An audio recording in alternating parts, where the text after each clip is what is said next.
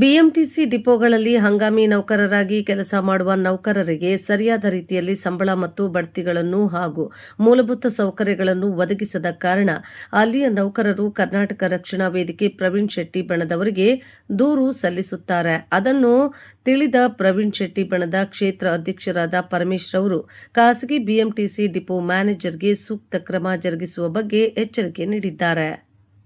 ಈ ಅವಕಾಶವನ್ನು ಸದುಪಯೋಗಪಡಿಸಿಕೊಳ್ಳಿ. ನಿಮ್ಮ ರವಿಕೃಷ್ಣ ರೆಡ್ಡಿ ಸರ್ ಇದ್ದಾರೆ, ಇವತ್ತು ನಮ್ಮ ಕನ್ನಡ ಸೇನೆಯ ಪ್ರಕಾಶ್ ಪಡ್ಕೋಡಿ ಅವರಿದ್ದಾರೆ, ನಮ್ಮ ರಾಜ್ಯಾಧ್ಯಕ್ಷರಂತ ಮಾರ್ಗದರ್ಶಕರಂತ ಇಡೀ ಕನ್ನಡ ಗೊತ್ತಾ ಇಲ್ಲ. ಎಲ್ಲ ಇಲ್ಲಿ ಮೂಲಭೂತ ಸೌಕರ್ಯ ಇಲ್ಲ, ಒಳಗಡೆ ಸರಿಯಾಗಿ ಮಲಗಕ್ಕೆ ಕೂರಕ್ಕೆ ಜಾಗ ಇಲ್ಲ. ಎಲ್ಲಾ ಮೂಲಭೂತ ಸೌಕರ್ಯಗಳನ್ನು ಎಲ್ಲರೂ ಕೊಟ್ಟು ಸರಿಪಡಿಸಿದರೆ ಸರಿ. ಇಲ್ಲವಾದಲ್ಲಿ ರಕ್ಷಣಾ ವೇದಿಕೆ ಪ್ರವೀಣ್ ಶೆಟ್ಟಿ ಬಣ ಮುಖ್ಯವಾದ ಹೋರಾಟವನ್ನು ಬಿಎಂಟಿಸಿ ಘಟಕದಲ್ಲಿ ಹೋರಾಟ ಮಾಡಬೇಕಾಗುತ್ತದೆ.